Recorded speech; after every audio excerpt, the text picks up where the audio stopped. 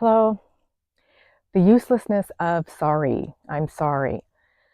As in the case with many words in our language, the word sorry has several shades of meaning. So the fact that the same word can have different meanings confuses its usage. Webster defines sorry as feeling sorry or feeling regret, compunction, sympathy, or pity. Being sorry for a remark said or injury caused references the actions of the speaker or the doer, while feeling sorry for the person injured or in pain references the condition of the injured person. Being sorry is primarily a statement of regret, while feeling sorry involves lack of control for not being able to do anything about the condition of the other person.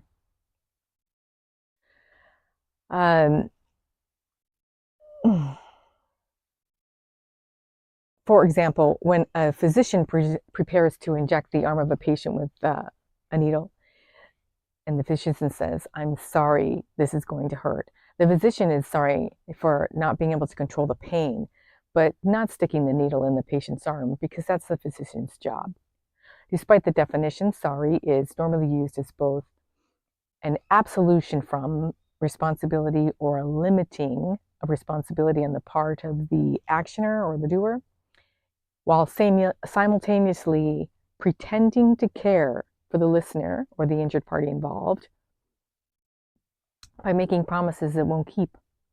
Sorry is ineffective because it defers or limits responsibility to the words themselves, okay, leaving any further action to the responsibility of the injured party.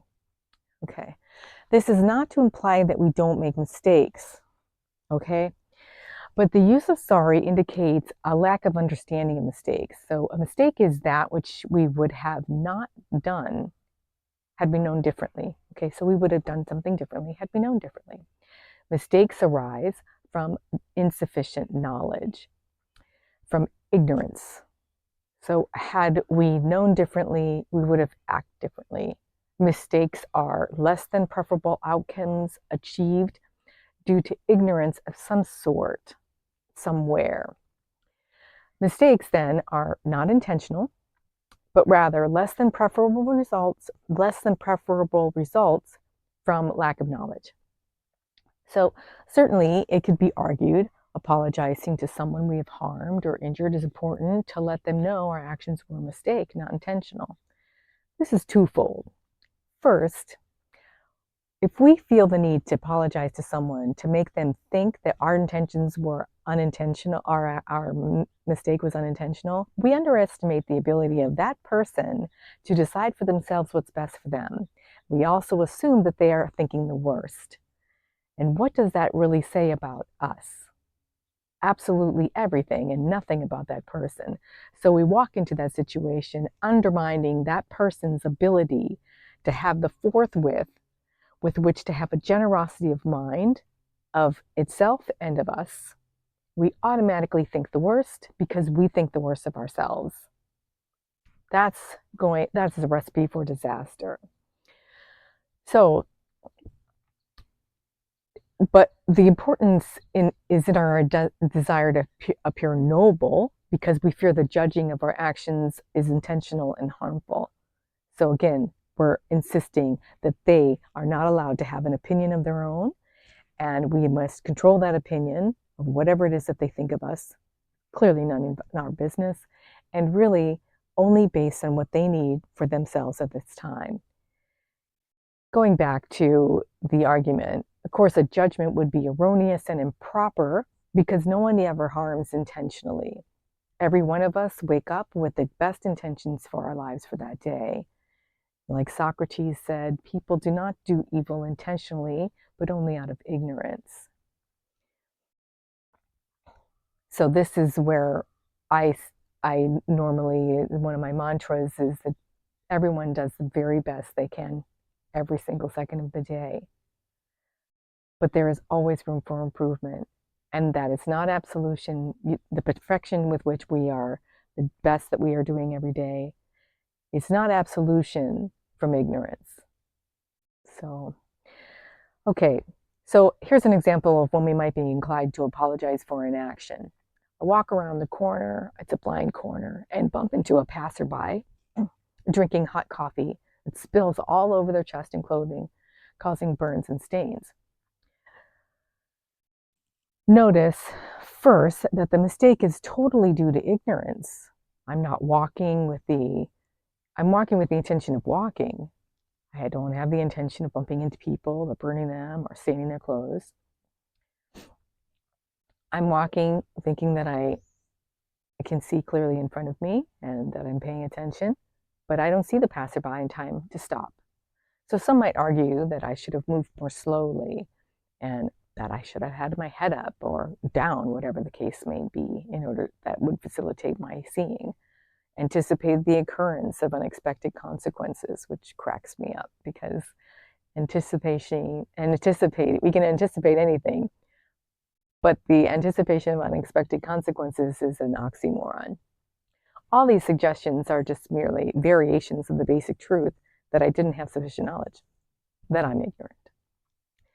Simultaneously, the dynamics of the situation makes attributing blame from the injured person to the other person almost inevitable, and vice versa.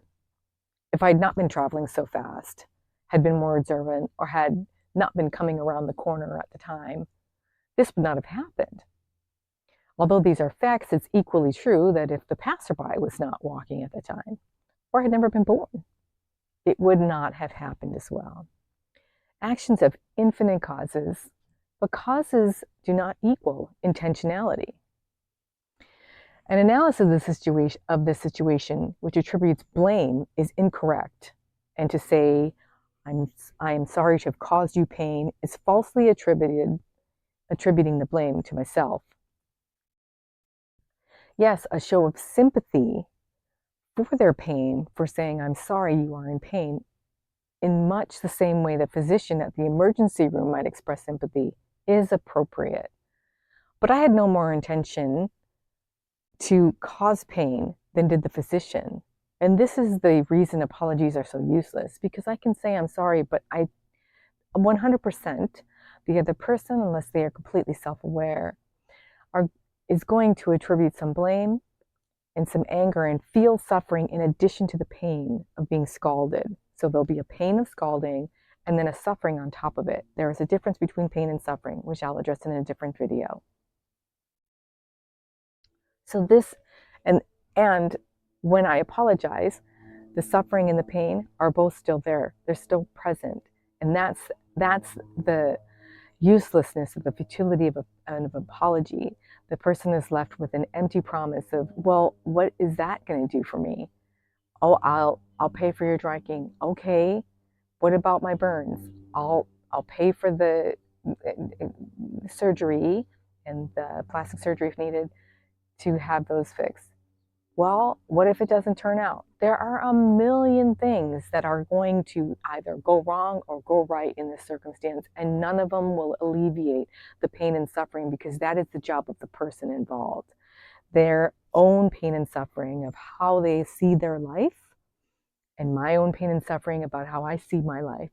These attributes, these ideas, and perspectives with which we see our lives are what contribute suffering to a situation. General human nature would expect the injured person to direct anger against the other party, me, and expect some acknowledgement of wrongdoing.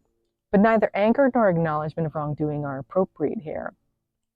To acknowledge responsibility for making mistakes is to affirm that mistakes can be avoided. Mistakes cannot be avoided. A person cannot know something he or she doesn't know.